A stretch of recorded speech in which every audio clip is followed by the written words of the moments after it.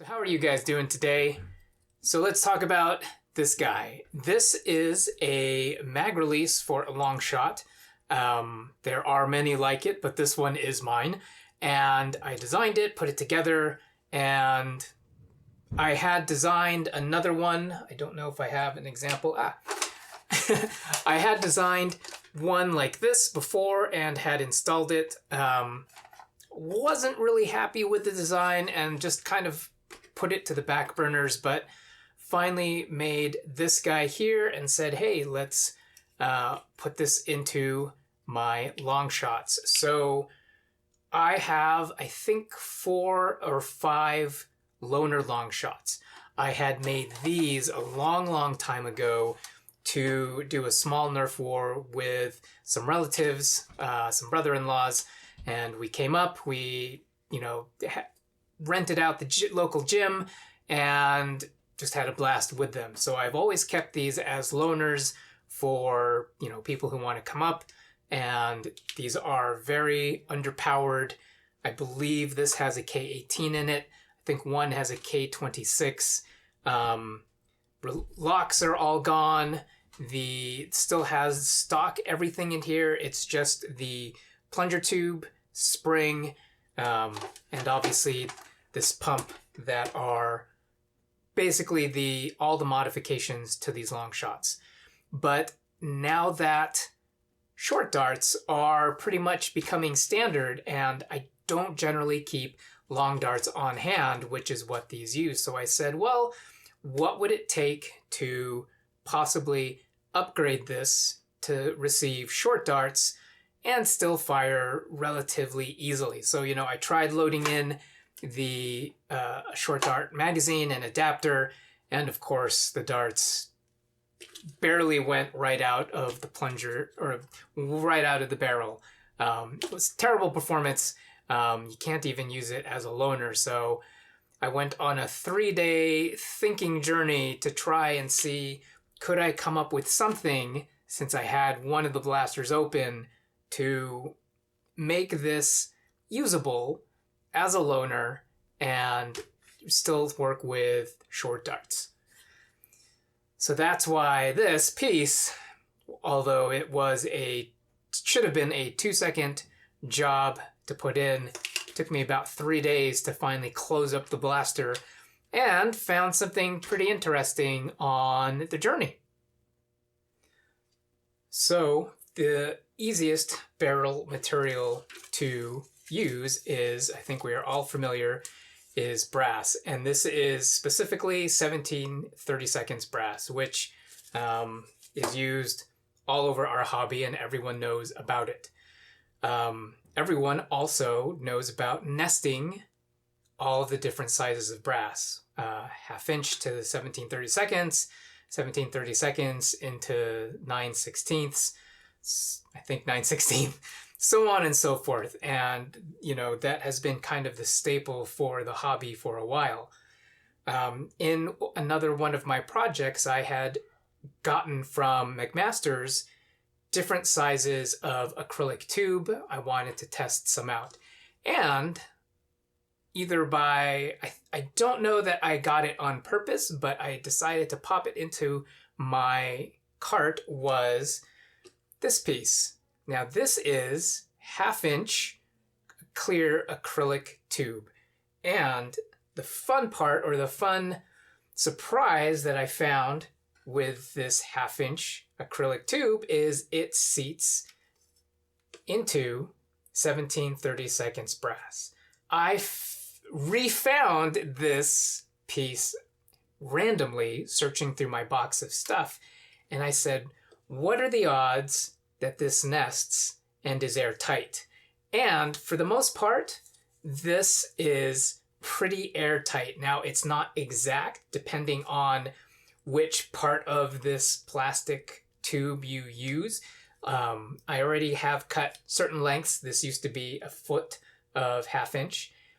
Certain lengths are, and at certain points, are definitely airtight. You go like a little bit and it's barely airtight, or rather there is a small leak. But for the most part, this is, I think, a viable solution if you're not looking for, maximum performance that has to be airtight.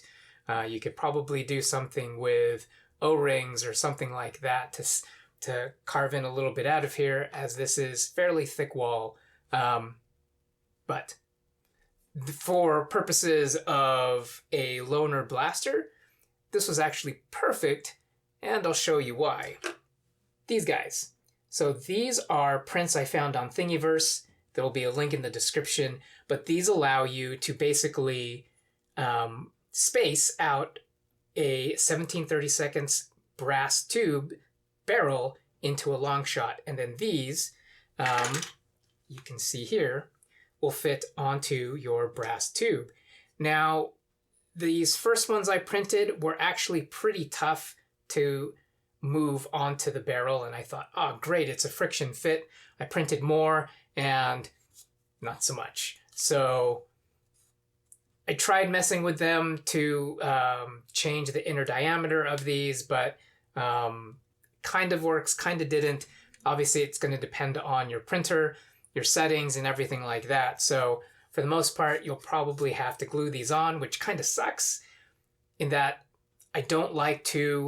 personally, I don't like to glue parts together, especially with brass, because if I want to remove this, if this gets dinged up, that means this whole piece is trash. Toss it out, and then you have to reprint new ones. And it's nice also because it uses the stock barrel as a spacer. Obviously, this isn't necessary. So, if I find a better way to attach these, then great. So this is the front piece, which goes towards the front of the blaster, and this will go into the dart gate. So if you imagine, here is the front of the blaster, it seats in there. This one is kind of odd in that it has kind of a cutout. And so when you glue this down, this cutout part has to be facing up. I'm not sure why, and just cut the whole thing out so that it's a little bit shorter. I don't know, and I haven't experimented, but at least that's what the instructions say. And when piecing things together, yes, this thing needs to face up. So obviously once that's glued in there, it'll be fine. And then you have the dart gate here, and that will all slot in.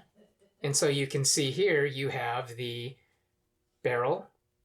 Come on. You have the barrel facing there, and you have the barrel out there. This brass tube is 9 inches long.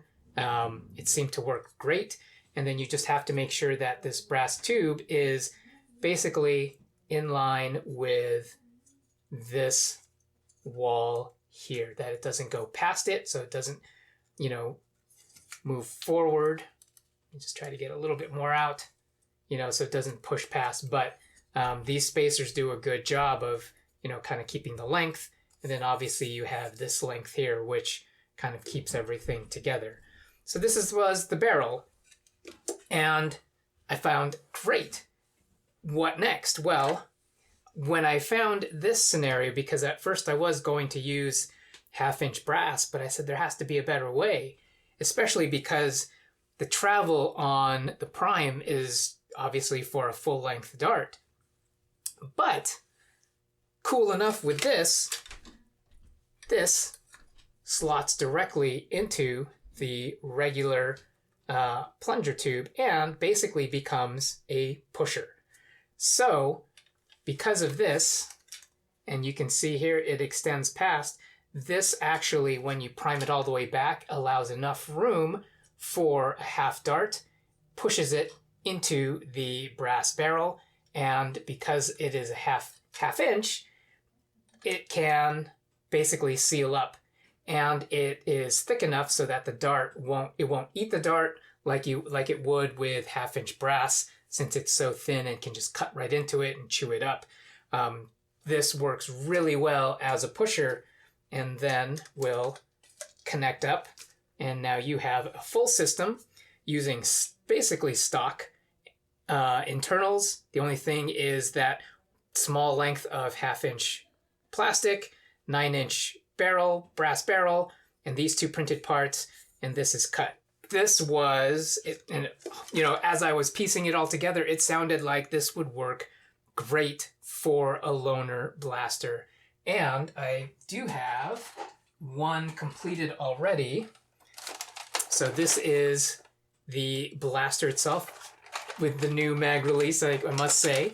And then once it's primed, you can see it has the brass barrel right there. It's kind of hard to see, I know, on this one. Trust me, there is, I don't know if I can get a good view of it, but right there is the piece of plastic or the pusher that we have. And this works so good. It's awesome, you know, and it's one of those things where, as I was putting it all together, when we were all into rebrassing and everything and nesting, I don't know why no one thought about using a 1/2-inch plastic tube.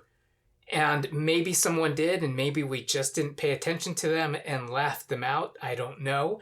But this works amazing as a pusher. I'm going to be doing this to all of my loner Longshots. I believe I do have ranges, and I will get those on screen so that you guys can see them. But there you go. So because I know Longshots are so popular, and I'm sure everyone has one because, wow, Longshots. If you are looking to modify one, I would absolutely recommend using a brass barrel with 1/2-inch acrylic tube.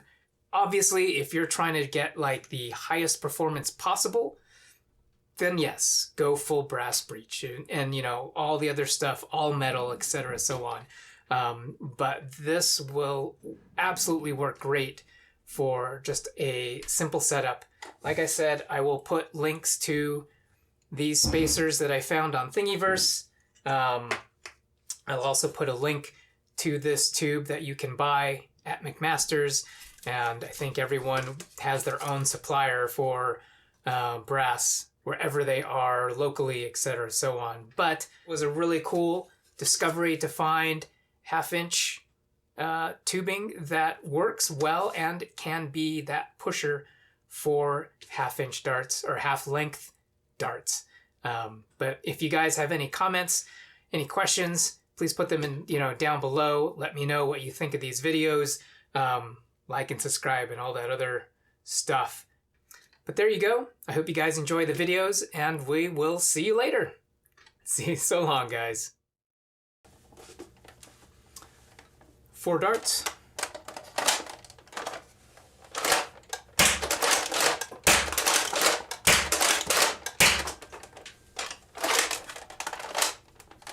No darts.